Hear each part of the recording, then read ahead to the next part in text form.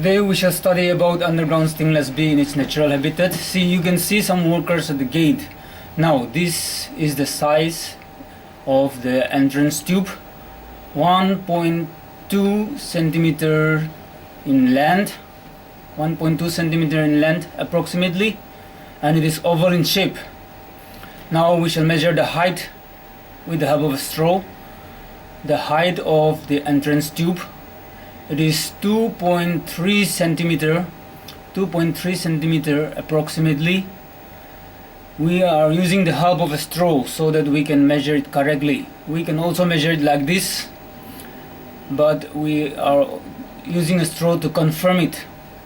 Now this entrance tube is very essential afterwards for when we transfer it to another place. Now this is the natural habitat of the underground stingless bee. Dense forest with bushy undergrowth everywhere. There are dense plants, grasses, creepers everywhere, bamboos, and different kinds of plants. It is very hilly area. It is very hilly, and so it is difficult to climb around. Now we shall remove this entrance tube very slowly and very carefully. We have to keep remembering that we have to be very careful, because this entrance tube is essential for the stingless bees to identify their own nest later on when we transfer it to another place.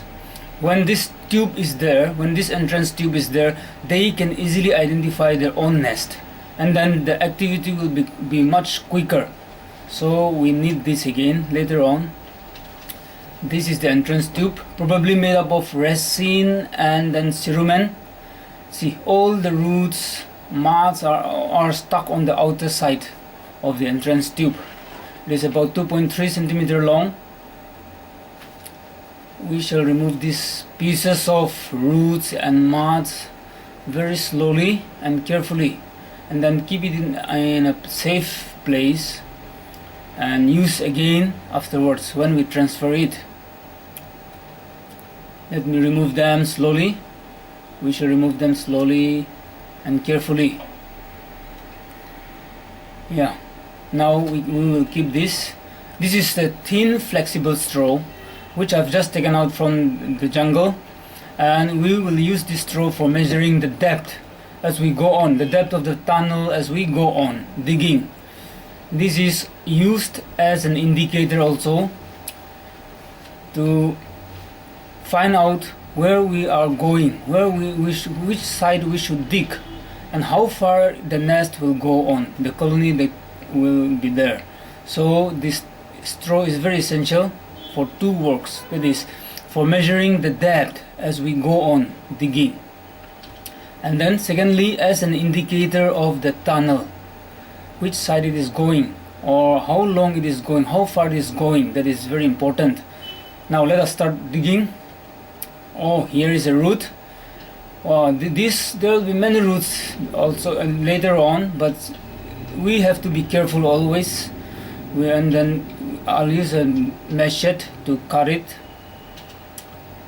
We have to be careful. That is a very important rule while digging underground stingless bee. Otherwise, anytime we may lose the tunnel, and we have to be very careful not to break the straw also. We have to be careful. Okay, see, this is the first insertion. Now we shall take the first measurement. It is about 10 centimeters long. 10 centimeters long. And then let me cut it properly, and then we shall dig again. Insert it into the hole so that it won't get lost. This straw can bend because it is flexible. Small turnings, small curves, it can just adjust unless it is a very sharp turning. Now while digging, we have to dig it widely. We have to take more space for digging. See, the topsoil is black in color, but deep down it is red. See, I'm inserting the straw again. It's still going down. It's still going down. Yes, it's still going. Oh, it's going on. Okay, let me dig it again. See, the underneath the soil is red in color. The soil is red in color. There are also so many roots. We have to be careful.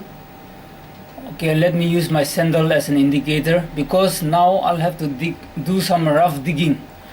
As we go deeper, we need to do some rough digging because we have to use more space for digging.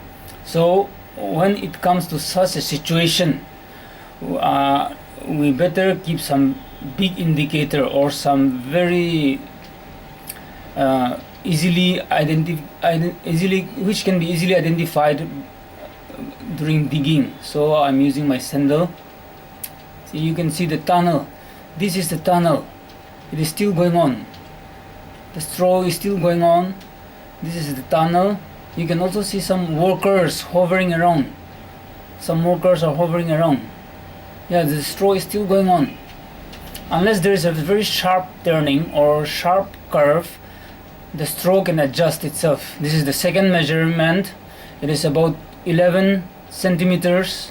It is about 11 centimeters. Yeah. Now this is the tunnel wall. This is the tunnel wall. There, see, you can see it is black in color. It is black in color and probably made of resin. It is probably made of resin and then cerumen. Yeah, it is probably made of these two. But we are not sure about its the constituencies.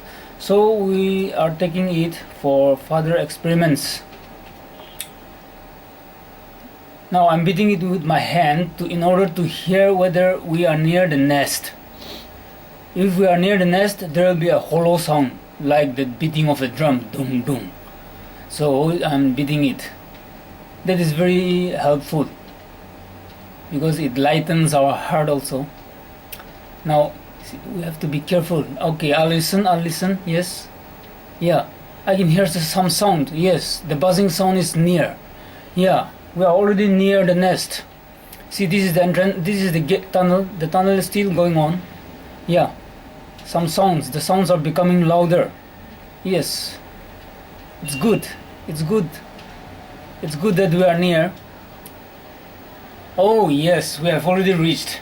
Yeah, there are some red ants too. There are so many red ants. Yes, red ants and termites, they always live together with this. They always live together. Usually they live together in the same hollow, but they never attack. You can be very sure that they never attack these stingless bees. Now we shall take the measurement of the height at the depth at which the nest is situated. Oh, it's more than 5 feet. Yeah, it's more than 5 feet. Yes. Yeah, it's more than 5 feet.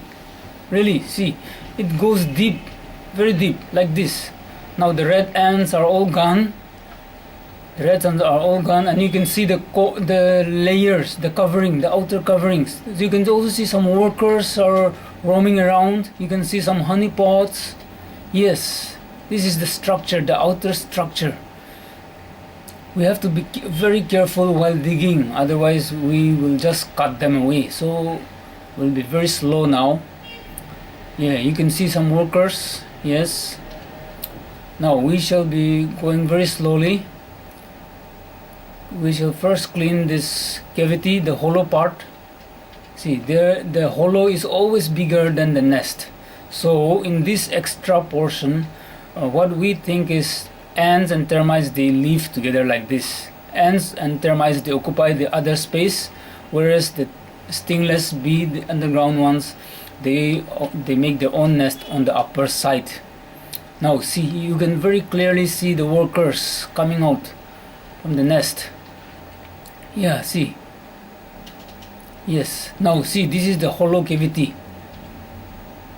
Together with the nest is hanging on the upper side, whereas there is still so many empty space on both the sides as well as on the downward portion also. All the soil roots are stuck to the nest, so we have to be very careful while removing these things. otherwise the whole nest will just break down. We have to be very cautious.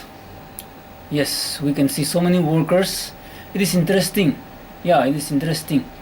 Nice. It's a big one. It's a strong colony. We should be happy that it is a strong colony. Yeah. Yes. Let me take some measurements again. The empty spaces. See.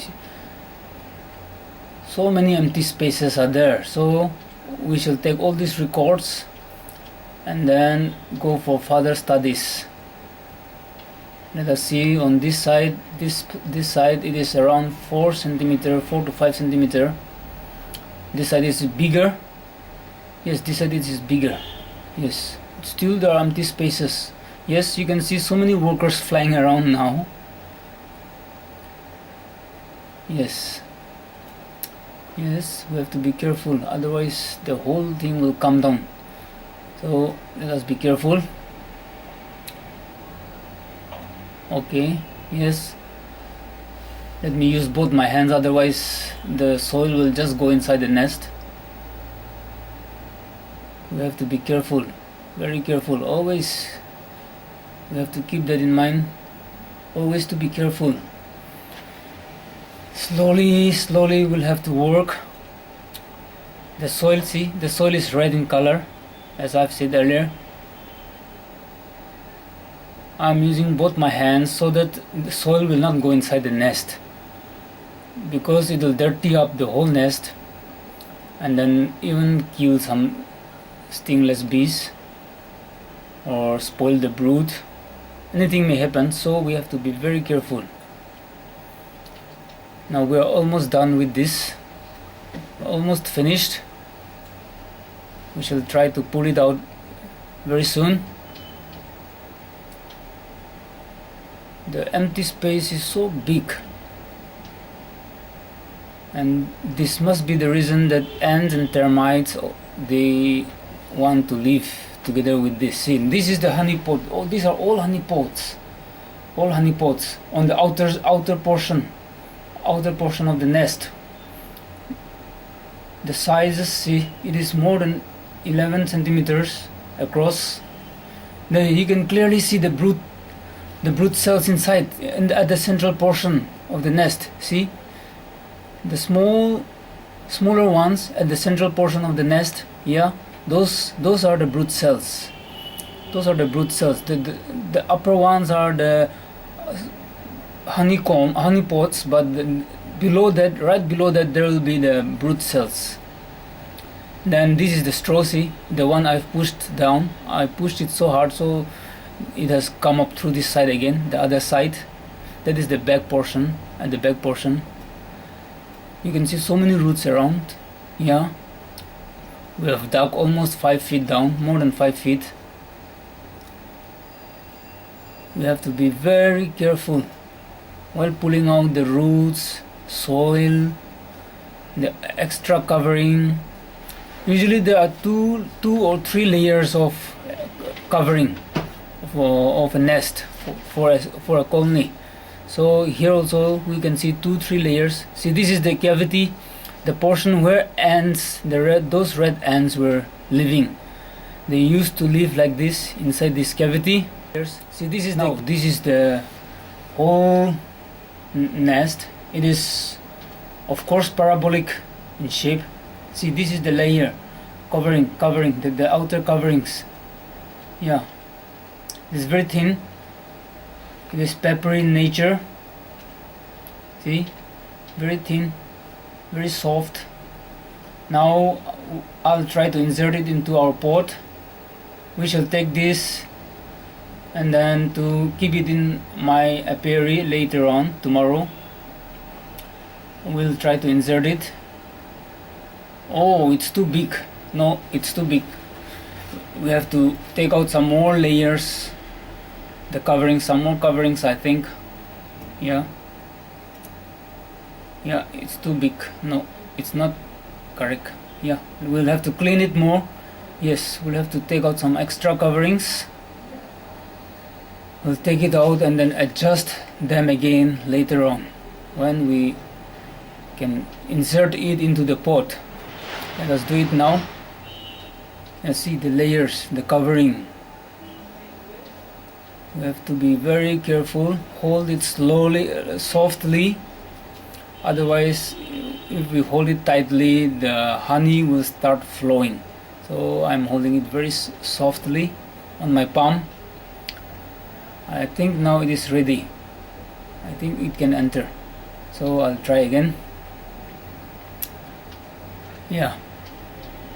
Okay, let us take some more measurements then. Yes, the honey pots.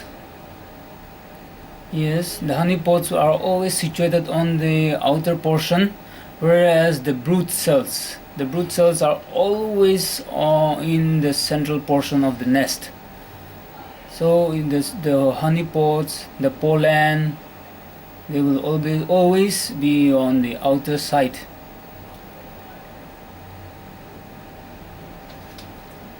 These are all honey.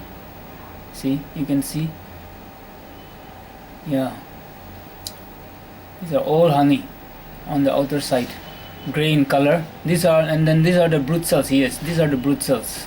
And then the little brownish ones on the upper side are the sour honey, which will be used again later on for brood cells.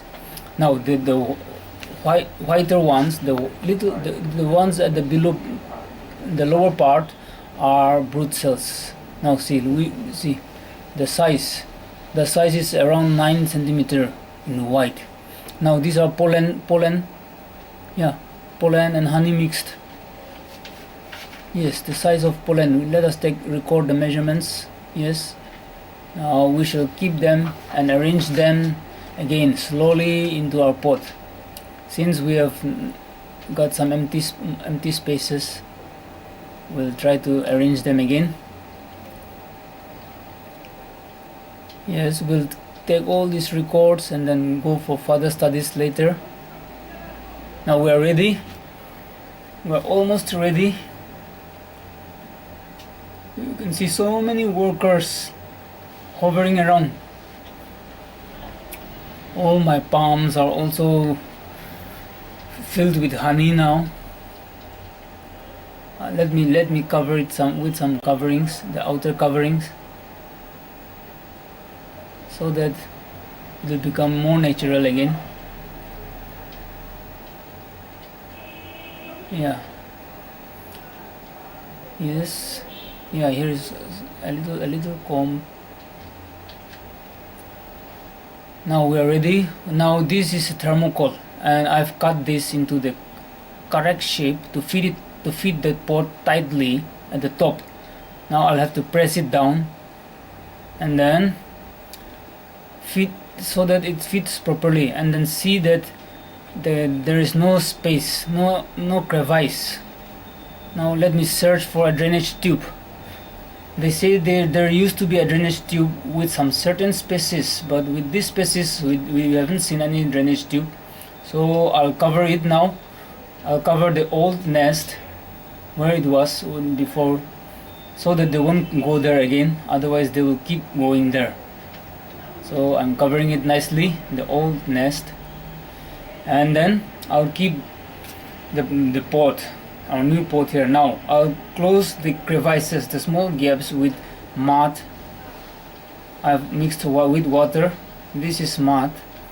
I've mixed it with water to fill it, to close the gaps, so that ants will not attack for the meantime.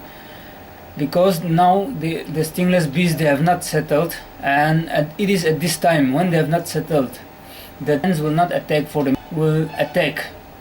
Ants can attack anytime now, because they haven't settled today. For some few days they will take some few days to settle down. So I'll have to close it like this. There will be no empty spaces there, no crevices, so that ants will not go inside. Otherwise, usually ants never attack stingless colonies, except during such a time while digging or right after transfer.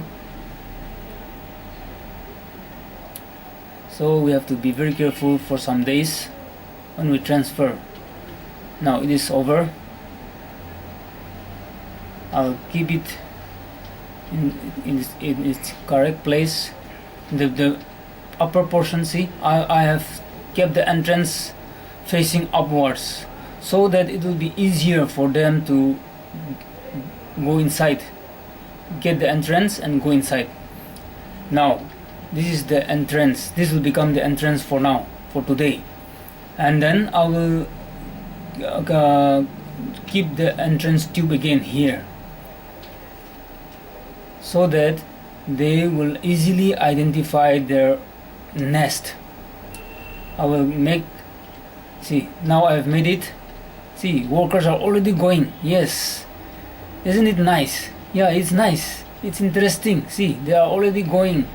Many workers, yeah, they are trying to enter. Yes, good. So many of them are trying to enter. See, like this, it is like this. As long whenever we keep the old entrance tube again, they always go very quickly to their old nest again. So that is why I was saying this entrance tube is very important. People say that this entrance tube even has some medicinal properties, but that has to be proved, of course. But as far as stingless bees is concerned, this entrance tube is very important for them because they can easily identify their nest.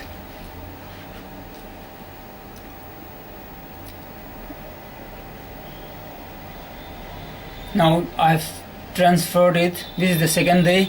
This is a plastic pipe. I've already dug a pit about 2 feet deep, but it's about 2 feet deep. Okay, let me make this hole bigger because it has to be the exact size of the aluminum pipe which I've made.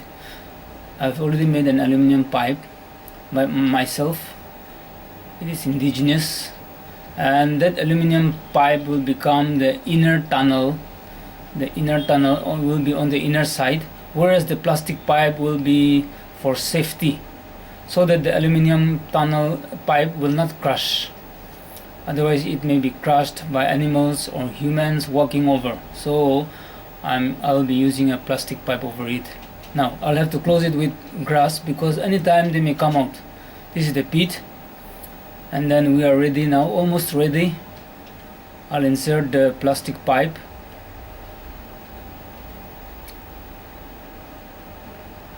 We are almost there, almost ready. Let me cover it with grass again, and then we still have to be very careful so that they won't come out now.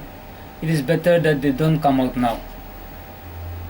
So I'm closing it with grass. Now this rope, I'll be sticking it to the aluminum pipe so that it will be like a ladder for them for some few days. For the first few days it will act as a ladder, this rope. So I'm using it, I have inserted into the aluminum. Now it is almost over, and then we will close this gap also. We'll close this gap with cerumen of the same colony, from the same colony. It is best to use the cerumen or resin from the same nest of the same colony because it is good for them. It is easy for them to identify their own nest. So we'll use that same cerumen from this nest. We'll join them together. Now it is almost finished. It's almost finished. Now that is the end part. There we will fix the gate. Now this is the cerumen from the same colony. I've filled up. Now I've closed the gap. There is no more gap, so that water will not flow inside the pot. Now the underside will have to be filled very nicely with soil. Otherwise, if there is loose soil underneath, then if any animal come and trample it, the pot will break. So I fill it properly.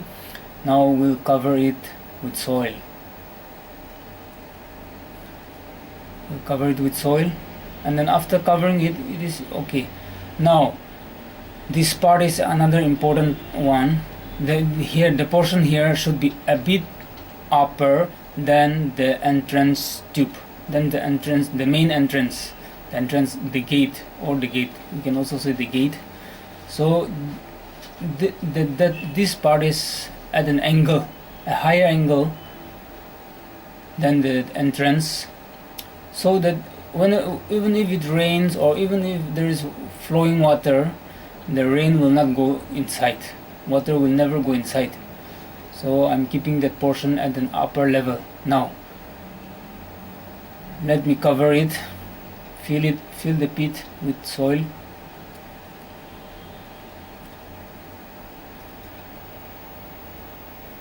Now even if I walk over it, see, nothing is happening, it won't break. So I can just go over it now. It is safe. Yes, see, you can just go over it like this now. This okay. Now we'll make the main entrance properly. See, the entrance, this is the entrance, this will be the entrance now for them. We will arrange this, fill up these small crevices properly, because ants will come here, and or insects may also come here, and then they will start attacking. So we'll have to be very careful. Okay, let me clean this soil. This soil has to be cleaned properly again, and then these crevices also will have to be filled. Yes, yeah, this portion has to be free of soil so that the cerumen can stick to the aluminum properly. Otherwise, if there is soil, then the cerumen will not stick properly. So I'm cleaning it properly. Now I'm filling up the crevices. These gaps, some gaps are there, so let me fill up with soil. Yeah. Now we will make the entrance tube for them with cerumen, the same cerumen from the same colony. This is the cerumen from the same colony, and then we will put the entrance tube again. Adjustment is needed. Adjustment is always needed. See, you can see. Yeah, I'll finish it now. It will be over within a few minutes. Yes, we have to be careful. Slowly. This is the entrance. Now this will become the entrance. We have made the entrance now, and then I'll adjust it a little bit, make it a bit smooth. Now see, this is ready. This is the new colony.